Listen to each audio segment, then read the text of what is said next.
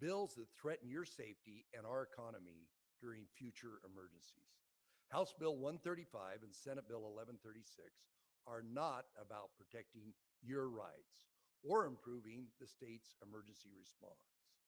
The bills handcuff the state's ability to take timely and necessary actions to help Idahoans in future emergencies.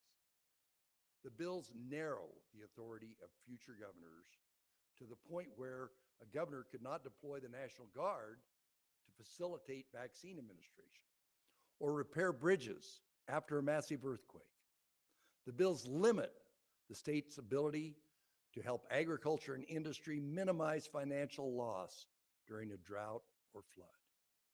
In addition, the bills limit the state's ability to help reopen schools and businesses following a catastrophic disaster. We know future emergencies will include floods, fires, and drought, the routine experience of living in the West. A governor must have the ability to handle those emergencies, but we must recognize that future disasters also include events much more drastic. We could face a potential multi-state disaster involving major earthquakes, enormous flooding, or devastating fires. We could experience a massive sustained power grid failure. The list of potential devastating disasters are simply unknown. Future Idaho governors absolutely must be able to respond quickly and protect lives and livelihoods. The bills not only limit the state, but cities and counties as well.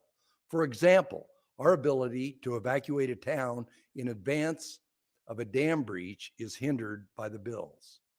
The bills politicize our emergency response efforts and jeopardize critical funding for local governments during large-scale events.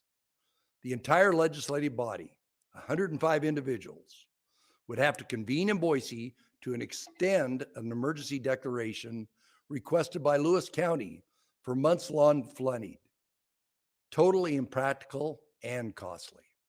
And if the legislature fails to extend an emergency declaration, the disaster recovery and FEMA relief funding are jeopardized, and Idaho taxpayers are on the hook for emergency response costs.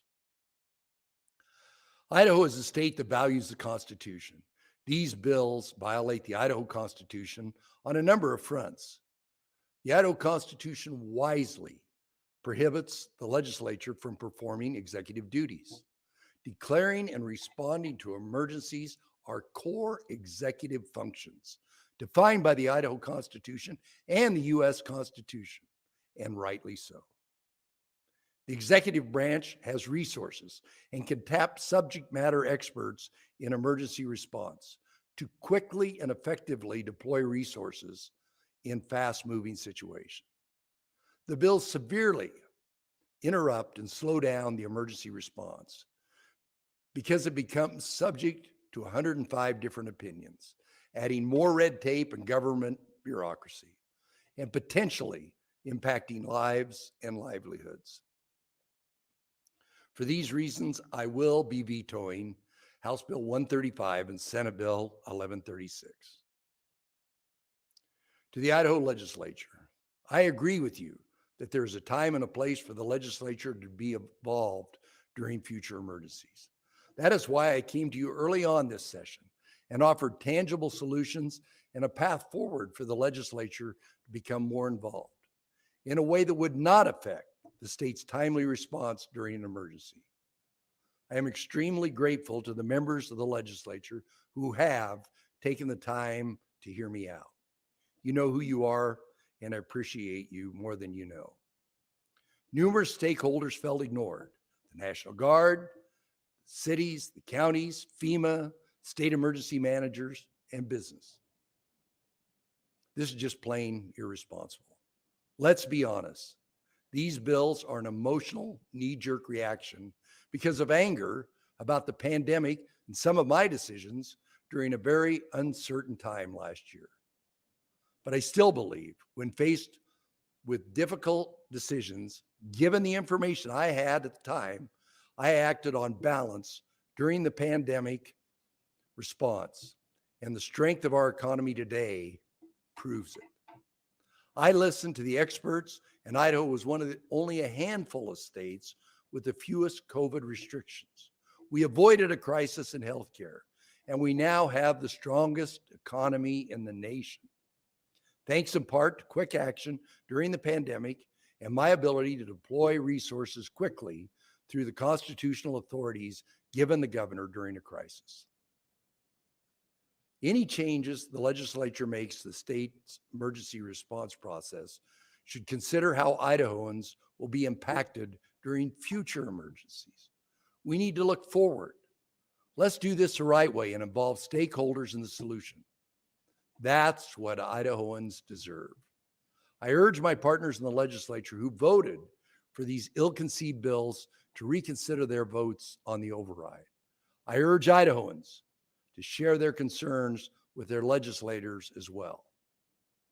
Now, I am proud to say that all of Idaho's living governors stand with me in support of my veto on these bills.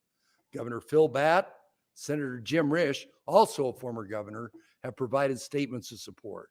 In addition, Governor Butch Otter is here with me today, and Governor Dirk Kempthorne will offer some words remotely. First, Governor Kempthorne.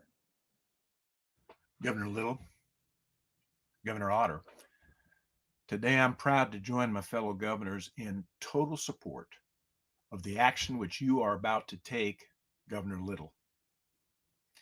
When we became governor, we all take the oath of office.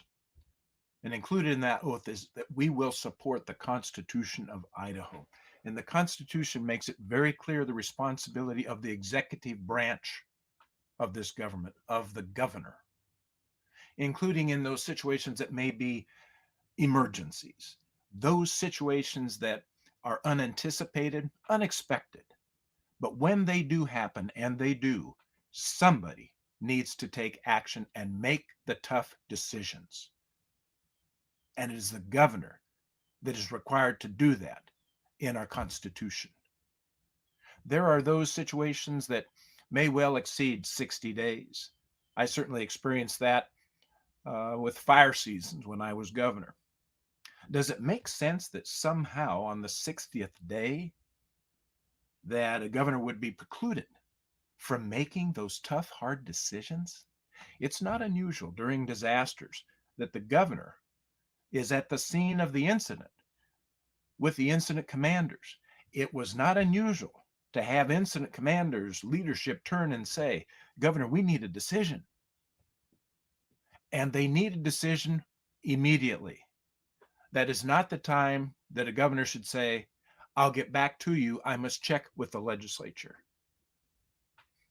Governor, thank you for the action you're taking today. It is the correct action.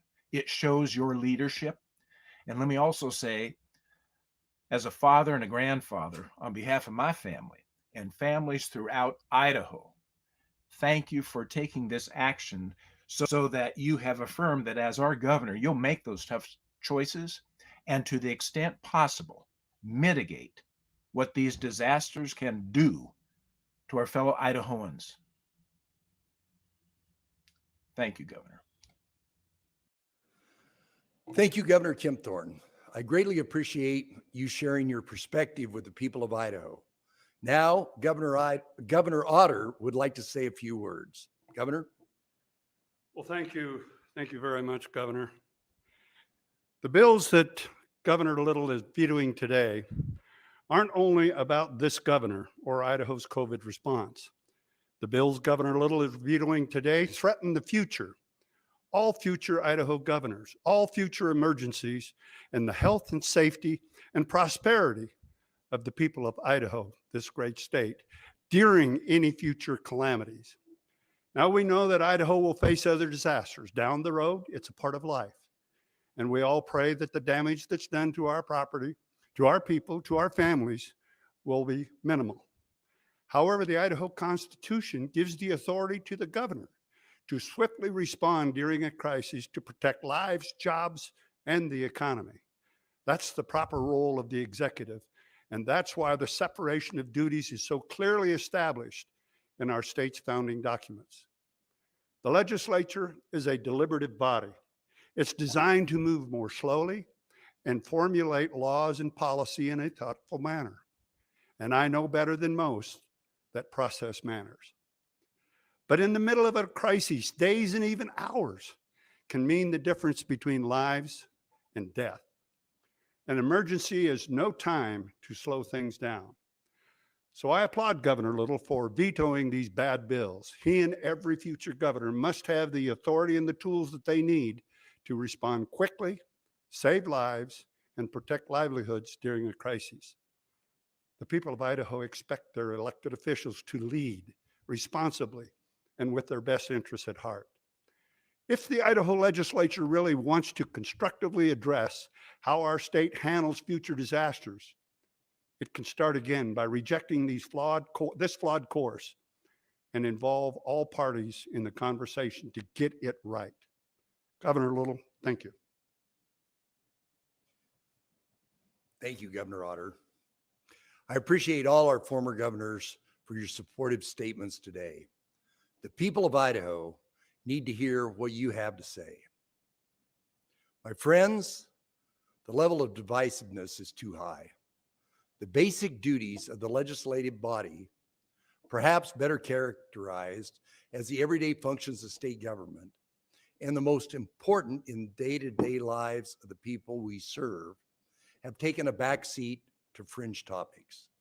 Anger has dominated the dialogue, and as a result, the real work people